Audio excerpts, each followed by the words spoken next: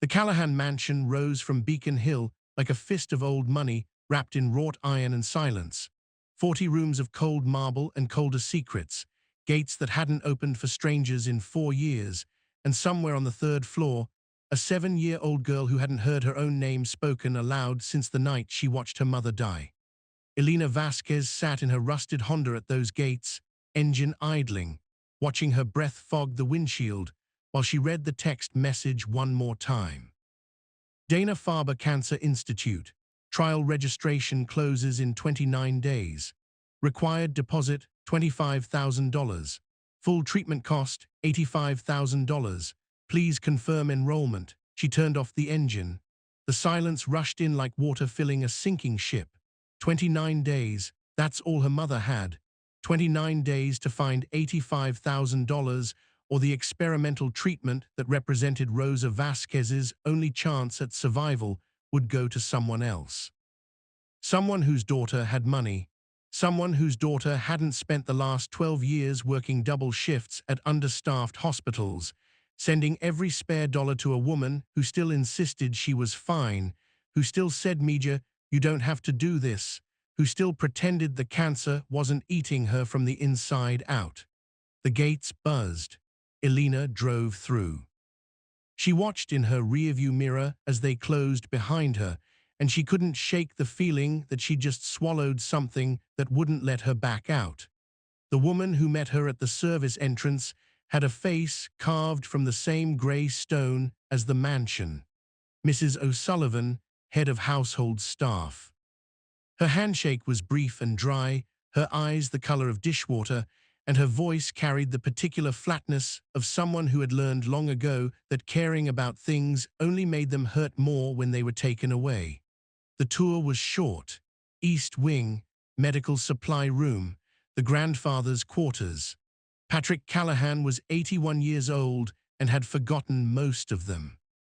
He sat in a leather chair by a window that overlooked a garden he no longer recognized, and when Elena entered the room, he looked up with a stranger's polite confusion. "Margaret," he said, "is that you?" "No, Mr. Callahan, I'm Elena, I'm your new night nurse." He nodded slowly, accepting this information the way he accepted everything now, without resistance, without understanding, without any of the sharp intelligence that had once built a shipping empire from nothing. His eyes drifted back to the window.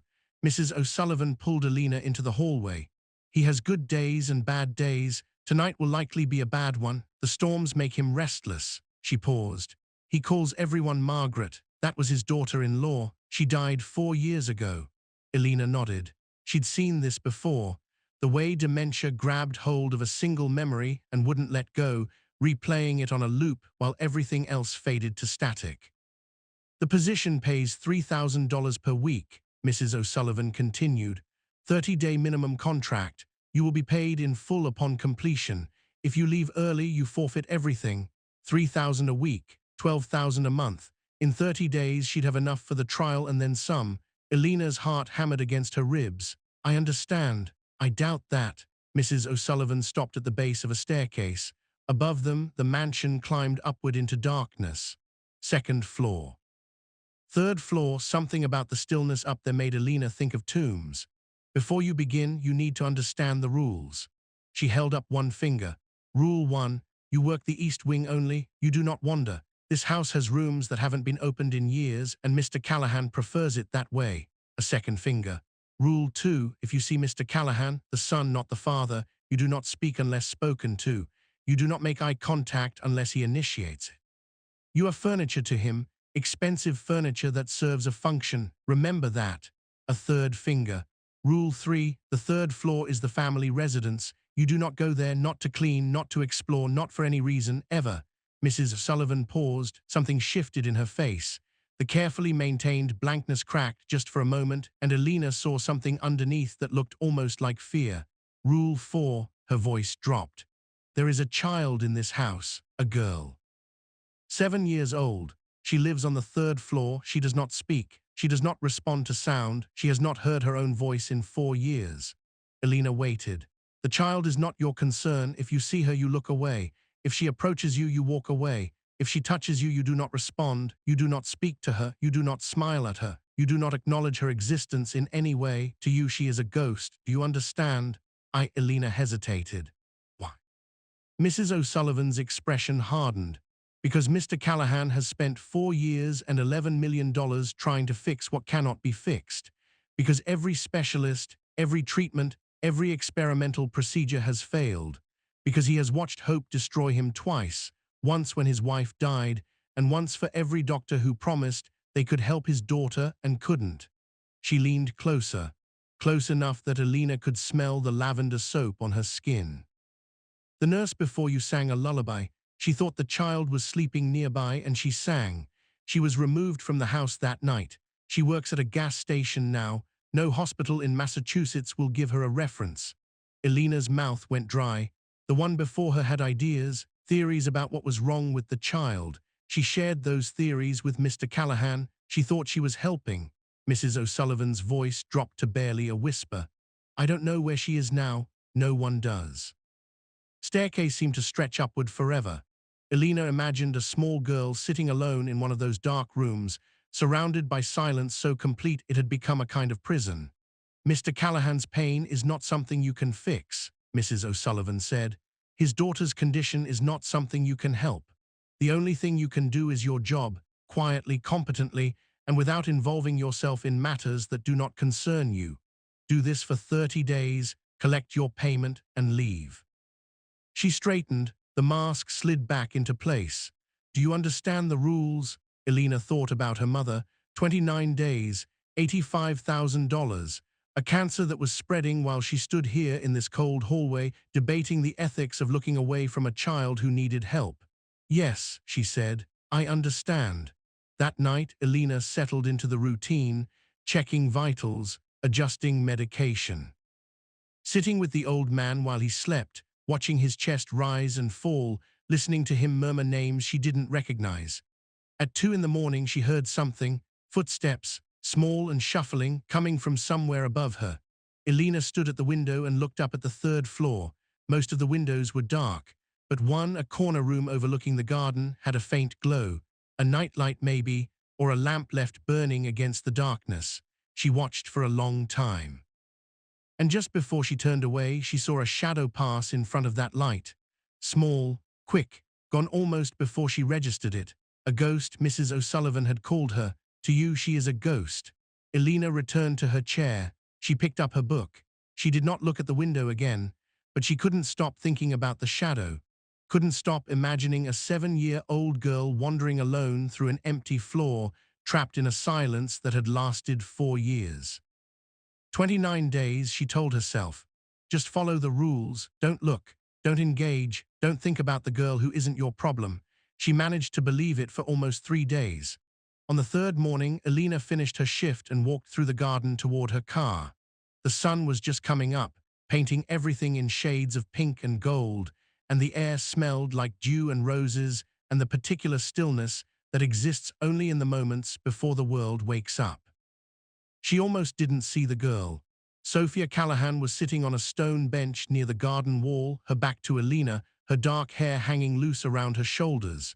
She wasn't moving, wasn't playing, just sitting there still as a statue, facing a hedge that had been trimmed to look like a rabbit.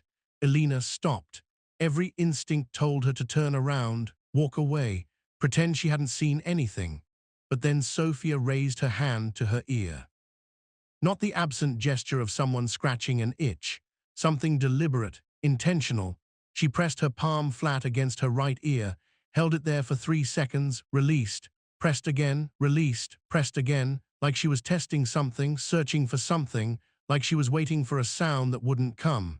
Elena watched for 10 seconds, 20, 30. She knew what that gesture meant.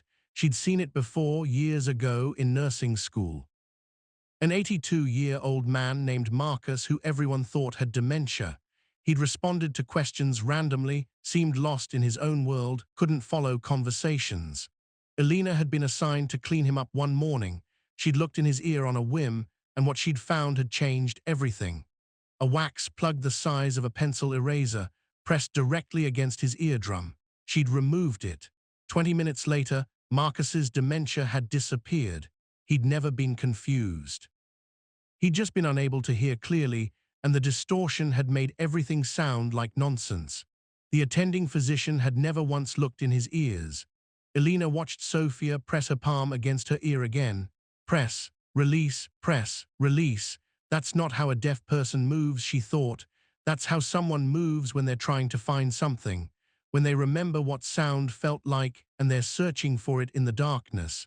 She should walk away. She should go to her car and drive to her apartment and sleep, and come back tonight and do her job and collect her money and save her mother. That's what a smart person would do.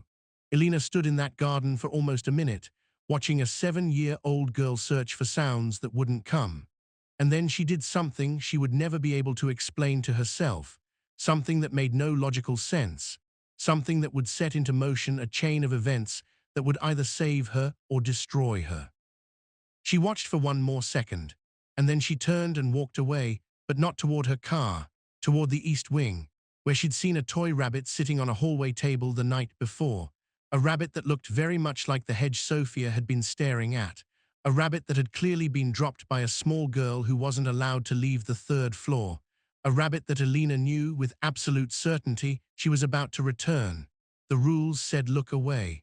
The rules said walk away. The rules said the girl was a ghost, but Elena had spent 16 years living with the memory of her father dying in her arms while she froze instead of calling for help, and she was done being the kind of person who looked away. The stuffed rabbit weighed almost nothing in Elena's hands, but it felt like carrying a bomb up the forbidden staircase. She climbed past the 2nd floor landing, past the portrait of Margaret Callahan with her sad eyes and her baby daughter, past the point where any excuse would save her. The 3rd floor hallway stretched ahead of her, dark wood, closed doors, and a silence so complete it seemed to have texture. She placed the rabbit outside Sophia's door. She knocked once. She walked away without looking back. For 3 days, nothing happened. Elena convinced herself she'd imagined the whole thing, the girl in the garden, the ear-pressing gesture, the pull she felt toward a child who wasn't her concern. She did her job. She checked the grandfather's vitals. She counted the days until she could save her mother. On the 4th day, she found the drawing under her door, a crayon rabbit, purple and lopsided and beautiful, and beside it, a figure with dark hair holding the rabbit's paw. At the bottom, in careful letters that must have taken forever to form, "Thank you." Elena stood in her room for a long time, holding that piece of paper. The rules said throw it away. The rules said forget you ever saw it. She put it under her pillow instead. The next morning, she folded a piece of paper into an origami crane and left it at the base of the 3rd floor stairs. The morning after that, a new drawing appeared, 2 birds sitting on a branch, wing to wing. The exchange became a ritual. Elena would leave something small, a pressed flower from the garden, a note identifying it as a lily, and Sophia would respond with drawings that grew more complex each day. A garden with 2 figures walking together, the word lily written in careful capitals, a moon with a face that looked suspiciously like Elena's. On day 17, Sophia drew something different, an ear with a question mark inside it.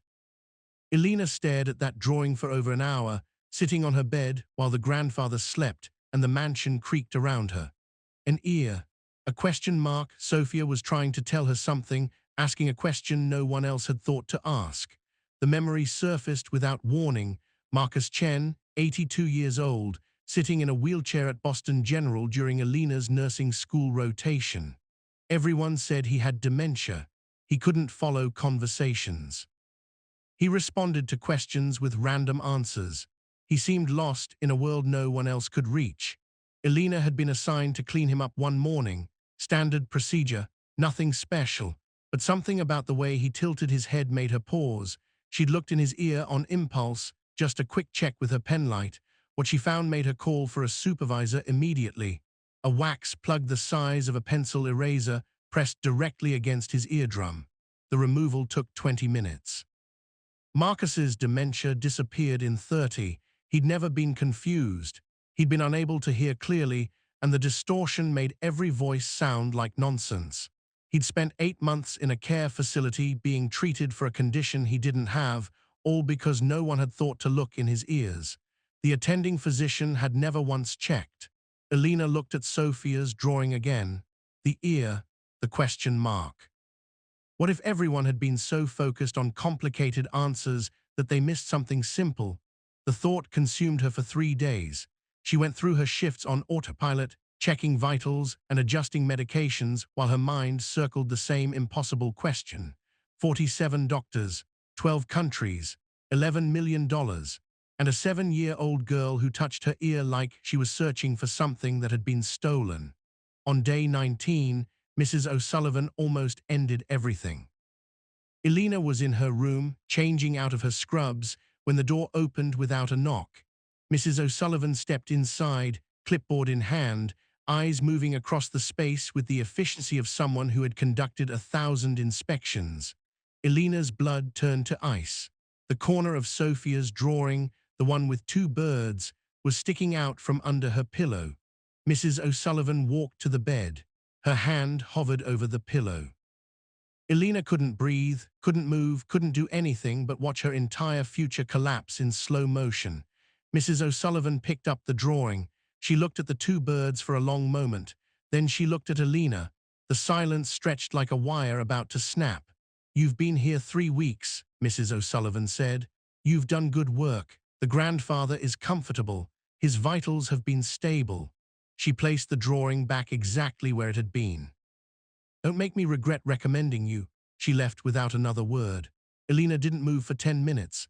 When she finally exhaled, her entire body was shaking. That night she made her choice. The grandfather was sleeping soundly when Elena slipped out of the east wing and made her way to Dominic's study. The door was unlocked, a small miracle she didn't have time to question. Inside, she found a filing cabinet marked Medical, Sophia, and her hands were steady as she photographed every page. She reviewed the files in her room, page by page, scan by scan. 47 specialist reports all saying the same thing: auditory nerve damage, permanent, untreatable. But on the original CT scan from 4 years ago, something caught her eye. A dark mass in the ear canal, small but distinct. The radiologist's note read, "Artifact, disregard." Elena flipped to the next scan, 6 months later. The dark mass was larger. Note, "Imaging artifact, non-significant." The next scan. And the next, and the next. The same dark mass appeared on every single image for 4 years, growing, expanding, pressing against the eardrum with increasing force. Every single one labeled artifact by the same radiologist, Dr. William Ashford III, the man who had been collecting $50,000 a month in monitoring fees for 48 months, $2.4 million to treat a condition that didn't exist. Elena's hands were trembling when Connor found her outside Sophia's door at 2 in the morning on day 22. "You're playing a dangerous game." His voice was quiet, but there was something in it that wasn't quite a warning, something that sounded almost like hope. "Something's wrong with her ear," Elena whispered. "Something everyone missed, or something someone hid." Connor was silent for a long moment. Then, "I have a sister who was born deaf, real deaf. She moves a certain way, like someone who never expected to hear anything. That girl in there," he nodded towards Sophia's door. "She doesn't move like that. She moves like someone waiting to hear something again." He walked away without reporting her. The examination happened the next afternoon. Sophia was alone in the garden, sitting on her usual bench, facing the rabbit-shaped hedge. Elena approached slowly, penlight in hand, heart hammering against her ribs. She knelt beside the girl. She didn't speak. She knew Sophia couldn't hear her. Instead, she held up the penlight and pointed to her own ear, then to Sophia's, raising her eyebrows in a question. Sophia held perfectly still. Elena leaned in and looked. What she saw made her knees give out. She sat down hard on the cold ground, staring at nothing, her entire understanding of the situation collapsing and rebuilding itself in a single moment. It was black, hard, massive. 4 years of impacted cerumen, wax, compressed into a plug the size of a marble, pressed directly against Sophia's eardrum. She wasn't nerve damaged. She was blocked. And every doctor in the world had looked at the scans and called it an artifact. $3 in supplies could fix this. A simple ear curette, some saline solution, 15 minutes of careful work. Any first-year nursing student could do it. $11 million couldn't buy what Alina could do for free. But if she did it, if she performed an unauthorized medical procedure on Dominic Callahan's daughter, she would lose everything. The job, the money, her mother's only chance at survival, and if she didn't do it, Sophia would stay in silence, forever, a prisoner of her own ear canal, surrounded by people who loved her but couldn't see what was right in front of them. Alina lay awake that night, turning it over and over until the thoughts wore grooves in her mind. She thought about Marcus, restored to himself in 30 minutes. She thought about her father, dying in her arms while she froze. She thought about being 12 years old and watching the light leave his eyes because she couldn't make herself move. The storm hit on day 28, where the reports had been warning about the nor'easter all week, the worst in 15 years, they said. Day staff were sent home early. Dominic was called to an emergency meeting downtown. By 8 o'clock, the city was buried under 2 feet of snow. By 10, the power failed. By midnight, the roads were impassable. Alina was alone in the East Wing with the grandfather, and Sophia was alone on the 3rd floor. At 2 in the morning, Alina was checking the grandfather's vitals by flashlight when she heard it. A scream, not just any scream, a sound of pure, primal terror that cut through the silence like a blade. The same sound Sophia must have made the night her mother died. The sound of a child trapped in a nightmare she couldn't hear herself escaping. Alina was at the bottom of the 3rd floor staircase before she realized she'd moved. The rules said, do not go up. The rules said, the child is a ghost to you. But Alina had spent 16 years carrying the weight of not acting when it mattered. She could still feel her father's hand growing cold in hers while she sat frozen, unable to reach for the phone that might have saved him. She would not freeze again. She started climbing. The 3rd floor hallway stretched before Alina like a throat, dark and narrow, lit only by the flashlight in her trembling hand. Lightning split the sky outside the windows. In the flash, she saw Sophia's door at the end of the hall, cracked open, a sliver of darkness beyond. The sobbing had stopped. The silence was worse. Alina pushed the door open. Sophia was curled in the corner of her room, knees drawn to her chest, hands pressed against her ears so hard her knuckles had gone white. She wasn't crying anymore. She was somewhere else entirely, trapped in a memory of screeching tires and shattering glass, of her mother's last breath, and the silence that swallowed everything after. Alina crossed the room and knelt beside her. She didn't speak. She knew Sophia couldn't hear her. Instead, she placed her palm flat against Sophia's chest, over her heart. The gesture from her training, I'm here, you're not alone. Sophia's eyes opened. In the flashlight beam, they were her mother's eyes, terrified, searching, desperate for someone to pull her back from the edge. Alina saw her father's face in that look. The night he collapsed. The night she froze while the seconds bled away and his heart stopped beating in her arms. This time she moved. She pulled out the supplies she'd been hiding for 5 days. The ear curette, the saline solution, the suction bulb, clean cloths, her penlight. She positioned Sophia gently against the wall, tilting her head to expose the right ear. One more look with the penlight. The black mass sat against the eardrum like a tumor made of silence. Removing impacted cerumen is one of the most basic procedures in nursing. First-year students practice it on mannequins. It takes 15 minutes. It costs $3 in supplies. $11 million couldn't buy what Alina was about to do for free. She worked slowly, carefully, saline to soften, curette to loosen, suction to remove. The wax came out in pieces, black, hard, ancient.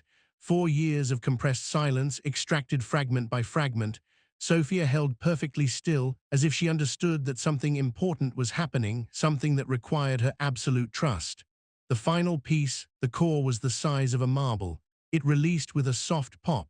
Sophia's eardrum was visible now, pink, intact, perfect.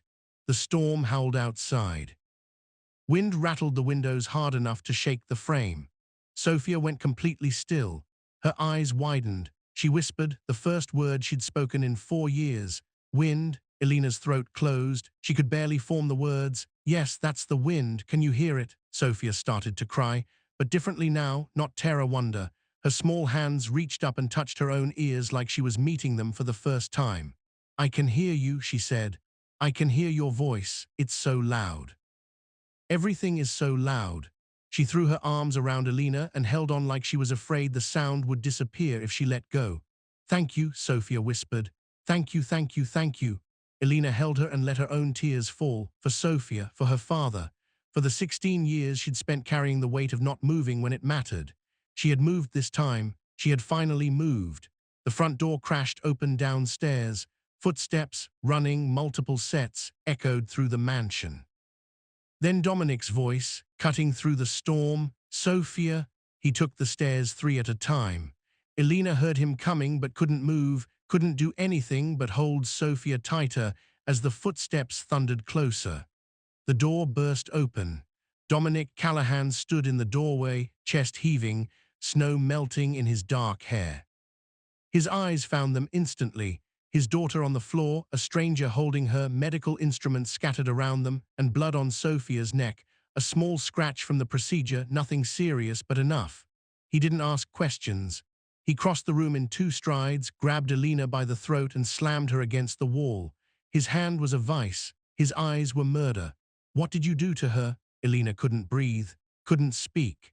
Black spots danced at the edges of her vision. Then Sophia screamed, "Daddy, stop!" Dominic froze. He turned slowly, like a man afraid of what he might see. Sophia was standing, looking at him, speaking. "I can hear you," she said. "She made me hear again. Don't hurt her." Dominic released Elena. She slid down the wall, gasping, hands at her throat. He stood perfectly still, staring at his daughter like she was a ghost made flesh. "What did you say?" "I can hear you, Daddy." Sophia walked toward him, tears streaming down her face. "I can hear the storm. I can hear my own voice. I can hear everything." Something cracked in Dominic's expression, something that had been frozen solid for 4 years. For one moment, Elena saw the man underneath, the father who had lost his wife and watched his daughter disappear into silence, who had spent $11 million trying to buy back what had been stolen. But the moment passed. His face hardened again.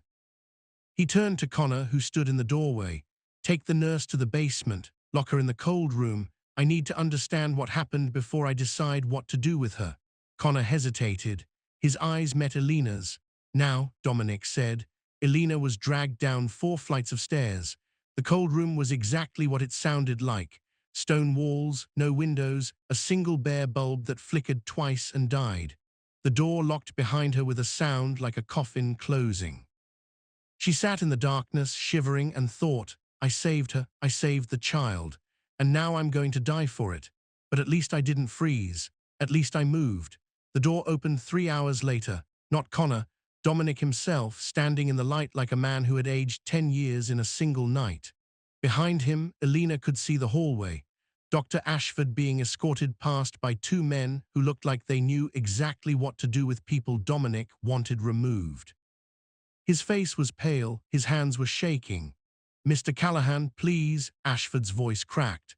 The scans were inconclusive, the imaging artifacts. "Take him," Dominic said without turning around. Ashford was dragged away. His protests echoed down the hallway, then faded to nothing. Dominic looked at Elena for a long moment. Then he did something she never expected. He bowed his head. "Dr. Chen examined my daughter. She flew in from Johns Hopkins. I sent the helicopter." His voice was quiet. Controlled. She reviewed the scans, all of them, 4 years of images showing what she called textbook-impacted cerumen, every single one labeled as an artifact by the same radiologist. He paused. $2.4 million. That's what I paid Dr. Ashford over 4 years to treat a condition that didn't exist. A condition he knew didn't exist. Dominic's hands curled into fists. My daughter sat in silence for 4 years while that man collected his fees. "I'm sorry," Elena whispered. "I should have told you what I found. I should have. You should have nothing." Dominic cut her off. "You saw what 47 specialists missed. You risked your life to help a child who wasn't your concern. You broke every rule in this house, and my daughter can hear again because of it." He stepped closer. "I owe you an apology. I've never said that to anyone who wasn't family." His voice caught. "But I owe you more than words can carry."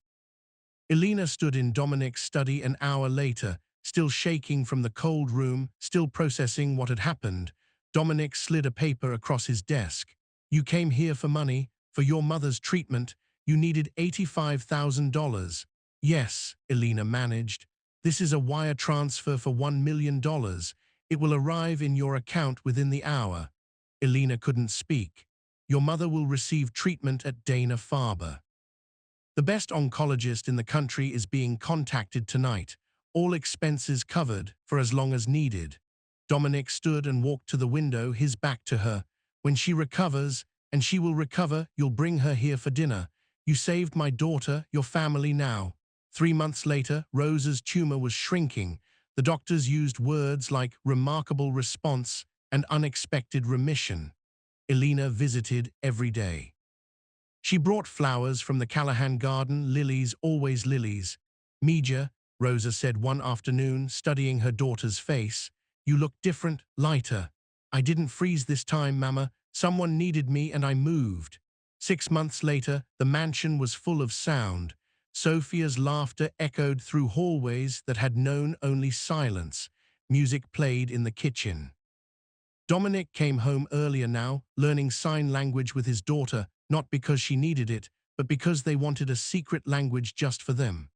Dr. Ashford was in federal prison, healthcare fraud, 22 years. Connor and Elena were together. He'd finally told her about his connection to her family, a promise made to someone she'd lost, a vow to watch over her if he ever got the chance. He'd be proud of you, Connor said.